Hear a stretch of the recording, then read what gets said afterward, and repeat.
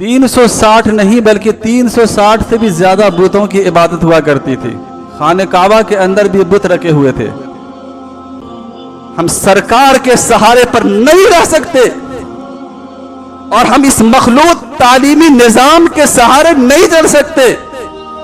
हमारा माहौल खराब हो रहा है, समाज की बेटियां खराब हो रही हैं, समाज के बच्चे खराब हो रहे हैं। इस मखलूत तालीमी निजाम से अपने आप को निकालकर अपना एक मुमताज और तालीमी निजाम बनाओ। मेरे मोहतरम बुजुर्गों, दोस्तों, कौम की भलाई और कौम की बहबूदी, कौम की फलाह और कामयाबी इसी के अंदर है। कौम की खुशहाली और कौम की माशियाती तंगी को और कौम की इक्तिसादियाती ज़बूहाली को, मेरे मोहतरम बुजुर्गों और दोस्तों, अगर आज सब मिलकर खत्म करना चाहें तो उसकी बुनियाद, मेरे मोहतरम बुजुर्गों और दोस्तों, सिर्फ और सिर्फ यह है कि हम कौम के अंदर इल्म का रिवाज डालें।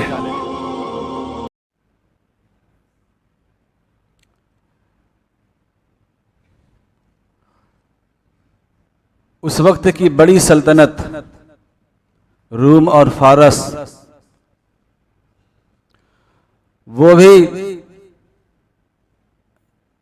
इस अरब वालों के ऊपर हुकूमत करने को तैयार नहीं। ऐसी बद्दू और ऐसी जाहिल कौम थी, ऐसी जालिम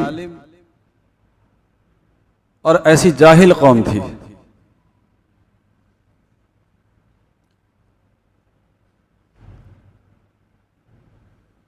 उस वक्त की तमाम बुराइयां उनके अंदर मौजूद थी।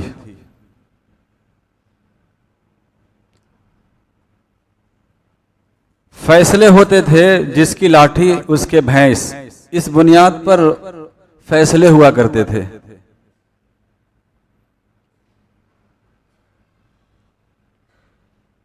चारों तरफ तारीकी ही तारीकी, अंधेरी और अंधेरी थी। जुल्म का बाजार गर्म था।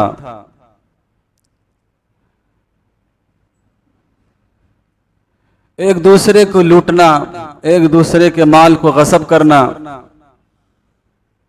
उसे नीचा दिखाना,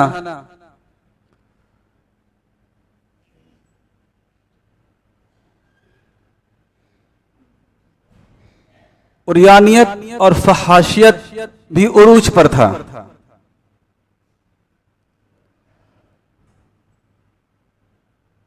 जो इंसानी अक़दार की एक अहम चीज और इस्लाम और इंसानी अक़दार का एक अहम जुज़ और हिस्सा है कि कोई मुहज़्ज़ब कौम उर्यानियत को पसंद नहीं करता।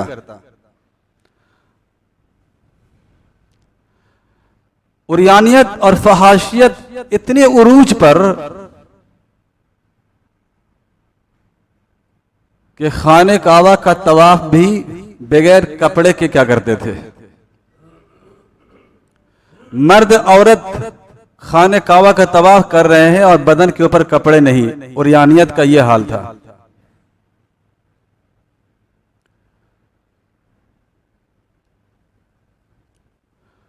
और अकीदे की गिरावट और अकीदे का इन्हितात यह था कि खुदा को कोई एक मानता ही नहीं था।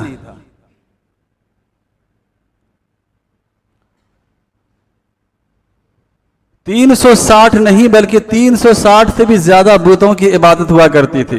खाने काबा के अंदर भी बुत रखे हुए थे। यह अकीदे की खराबी थी। समाजी बुराइयां थी, इक्तिसादी बुराइयां भी, हर किस्म की बुराइयां उनके अंदर मौजूद थी। अल्लाह के नबी सल्लल्लाहु अलैहि वसल्लम जब तशरीफ लाए, 40 साल की जब आपकी उम्र हुई तो आपको ताज नबूवत अता किया गया, आप नबी बना दिए गए। बज़ाहिर ये ख्याल था कि मोहम्मद अरबी सल्लल्लाहु अलैहि वसल्लम को नबूवत मिल चुकी है, खलअत नबुव्वत से आपको सरफराज किया जा चुका है।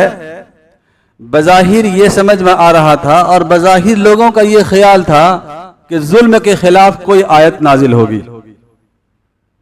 कि जुल्म को छोड़ दो, जुल्म से रुक जाओ। बज़ाहिर ख्याल यही था, क्योंकि जुल्म बड़ी जोरों पर था उस जमाने के अंदर। जुल्म और बर्बरियत के खिलाफ कोई आयत नाजिल हो जाती या उरियानियत और फहाशियत को रोकने के लिए कोई आयत नाजिल होती कि ये नंगापन और ये उरियानियत और ये फहाशियत को रोक दिया जाता और अल्लाह के नबी सल्लल्लाहु अलैहि वसल्लम के ऊपर कोई आयत ऐसे नाजिल होती।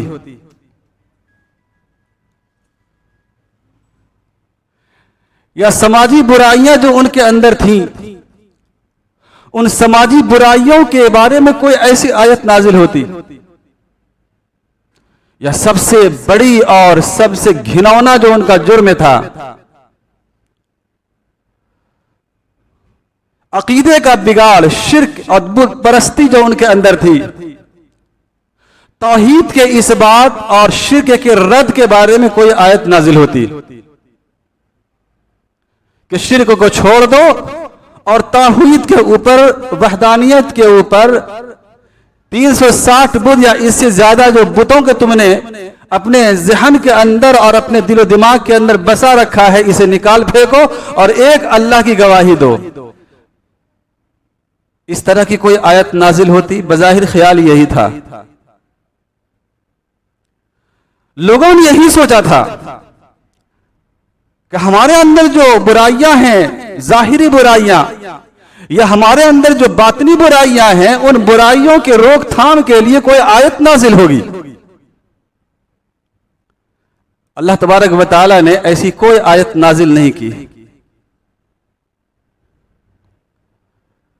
इन बुराइयों के बारे में, खा वो अकीदे की बुराई हो या अमल की बुराई हो या समाजी बुराई हो, इन बुराइयों के बारे में अल्लाह तबारक व तआला की तरफ से पहली कोई आयत नाजिल नहीं हुई। बाद में आई आयतें, लेकिन जो सबसे पहली वही आई है, जो बज़ाहिर गुमान किया जा रहा था कि इस सिलसिले में कोई आयत नाजिल होगी, अल्लाह का कोई अहकाम नाजिल होगा, नहीं।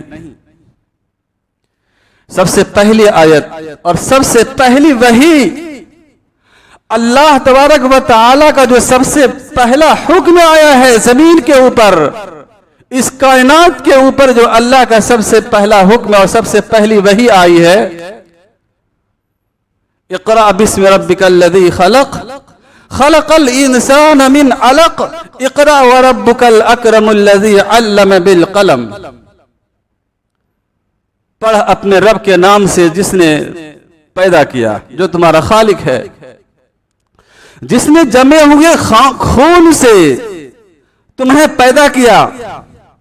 खलक़ल इंसान मिन अलक़, गोश्त के लोथड़े से जमे हुए खून से तुमको पैदा किया। इक़रा व रब्बुकल अकरमुल्लज़ी अल्लम बिल क़लम, उस रब के नाम से पढ़ जो बड़ा करीम है, जिसने तुमको कलम के जरिए से इल्म सिखाया। अल्लमल इंसान मा लम यअलम, इंसान को वो चीज सिखाई जो इंसान जानता भी न था। सबसे पहला हुक्म, सबसे पहली वही क्या आई? पढ़ने की आई। किसी जुल्म के बारे में, जैसा कि मैंने अभी बयान किया, किसी जुल्म के बारे में जो बज़ाहिर समझा जा रहा था, ऐसा कोई हुक्म अल्लाह तबारक व तआला की तरफ से नहीं आई, बल्कि हुक्म यह आया कि पढ़, इल्म हासिल कर। मेरे मोहतरम बुजुर्गों और दोस्तों, क्या वजह है? पता ये चला कि तमाम मफासिद और तमाम बुराइयों की जड़ और बुनियाद जहालत और तारीकी है। अकीदे की बुराई हो, अकीदे की खराबी हो, या समाजी बुराइयां हो, या इक्तिसादी बुराइयां हो, जुल्म और बर्बरियत हो, फैसले इस बुनियाद पर होते हो कि जिसकी लाठी उसकी भैंस, इस बुनियाद के ऊपर फैसले हो रहे हो। कोई भी बुराइयां हो, तमाम बुराइयों का सरचश्मा और तमाम बुराइयों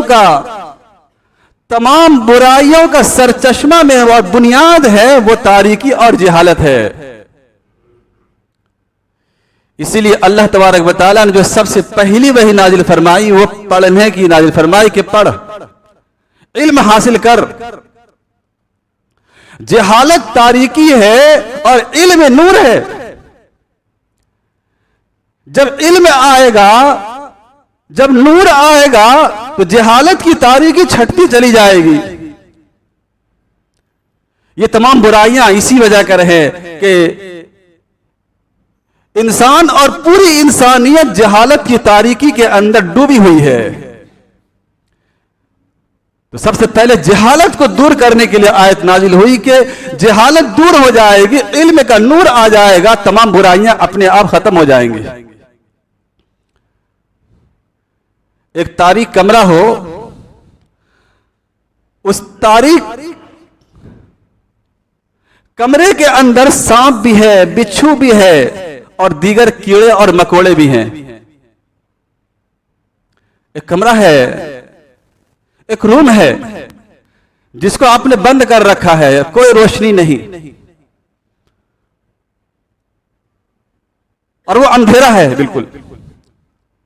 तो जाहिर सी बात है कि उसके अंदर सांप भी होगा, बिच्छू भी होगा और दीगर कीड़े मकोड़े भी होंगे। आप इन सारी चीजों को आप बाहर करना चाहें और उसे मारना चाहें और खत्म करना चाहें तो वक्त भी ज्यादा लगेगा और कामयाबी न भी मिले।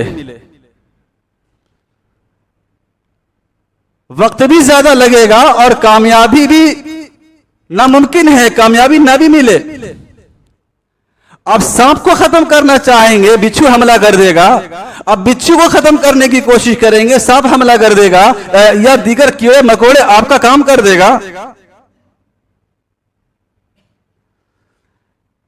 लेकिन आप किसी को खत्म करने की कोशिश न करें। सांप है उस कमरे के अंदर, उस हुजरे के अंदर रहने दें। बिच्छू है उसे भी रहने दें। दीगर कीड़े मकोड़े हैं उसे रहने दें। अब एक छोटा सा चिराग वहां रोशन कर दें। उस कमरे के अंदर जो तारीकी है, जो अंधेरापन है, जो असल इन चीजों के बसेरा लेने की और उसके ठिकाना बनाने की आमाजगा बना हुआ है, आप उसकी तारीकी को एक चिराग के जरिए से और रोशनी के जरिए से उसकी तारीकी को खत्म कर दें। उस कमरे की और उस रूम की तारीकी के अंदर आप एक रोशनी कर दें, चिराग जला दें। आप कुछ ही देर में और कुछ ही दिनों के बाद आप देखेंगे कि सांप जो अपना बसेरा बनाए हुआ था वो भी चला जाएगा और बिच्छू भी अपनी जगह छोड़ देगा और दीगर जो कीड़े मकोड़े हैं वो भी भाग जाएंगे। क्योंकि जो असल चीज उसकी बुनियाद थी बसेरे की, जो उनका सरचश्मा था ठिकाना बनाने का, वो तारीकी थी। जब आपने उस रूम को और उस कमरे को जब आपने रोशन कर दिया, अब वो वहां ठहर नहीं सकता, क्योंकि आपने उस तारीकी को खत्म किया है।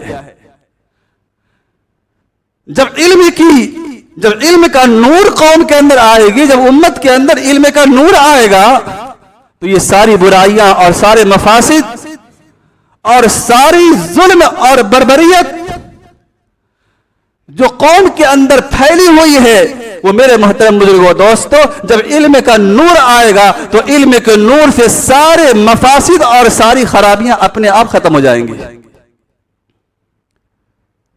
इसलिए मेरे मोहतरम बुजुर्गों और दोस्तों, आज पूरी दुनिया के अंदर, खास तौर पर हमारे मुल्क के अंदर, हमारे अकाबिरीन ने मौजूदा अकाबिरीन ने और मौजूदा बुजुर्गान किराम ने जो एक आवाज लगाई है मजमूई एतबार से, अब इस बात को ख्याल रखें, मजमूई का मैं लफ्ज इस्तेमाल कर रहा हूं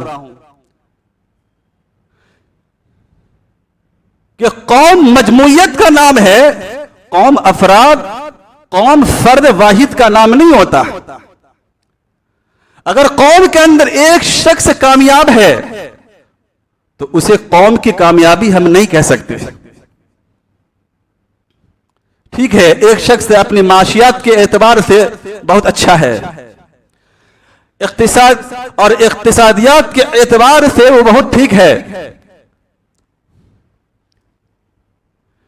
फर्द वाहिद का अच्छा होना, एक फर्द का खुशहाल होना, ये कौम का खुशहाल होना और कौम की अच्छाई नहीं कह सकते। उसकी जात खुशहाल है, वो फर्द वाहिद खुशहाल है, पूरी कौम खुशहाल कि पूरी कौम खुशहाल हो जाए ऐसा नहीं कहा जा सकता।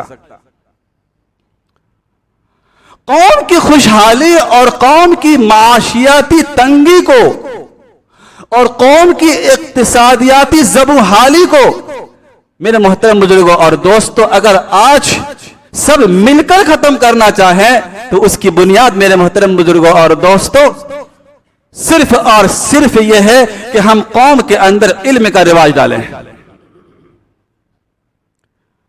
हमारी माशियात भी ठीक हो जाएंगी, इक्तिसादियात भी ठीक हो जाएंगी, और समाजी जो बुराइयां हैं हमारे अंदर, तो समाज और सोसाइटी भी ठीक हो जाएगा।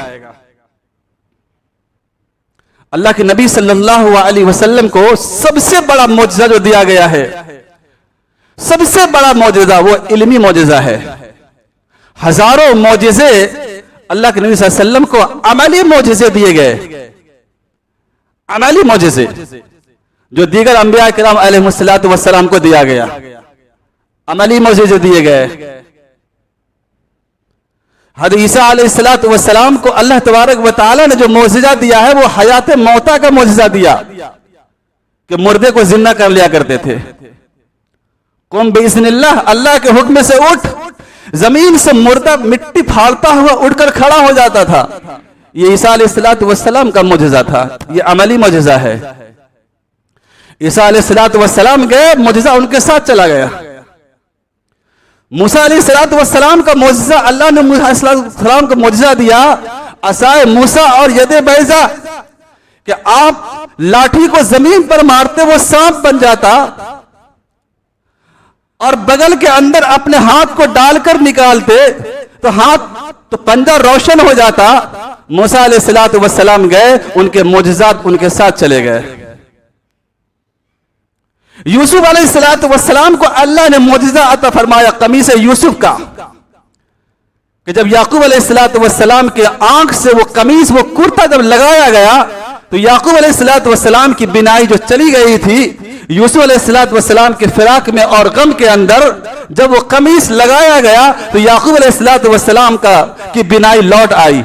जो आंख तारीक हो चुकी थी वो आंख रोशन हो गई। हज़रत खलील इब्राहिम अलैहिस्सलातु वस्सलाम को अल्लाह ने मौजज़ा फरमाया नारे खलील का, आग के अंदर डाला गया, आग गुले गुलजार हो गया, आग ने जरा भी असर न किया। दाऊद अलैहिस्सलातु वस्सलाम को मौजज़ा अल्लाह ने क्या दिया, इलानत हदीद का। इलानत हदीद का मतलब क्या है कि दाऊद अलैहिस्सलातु वस्सलाम जब किसी लोहे को हाथ का अंदर लेते तो वो मोम बन जाता।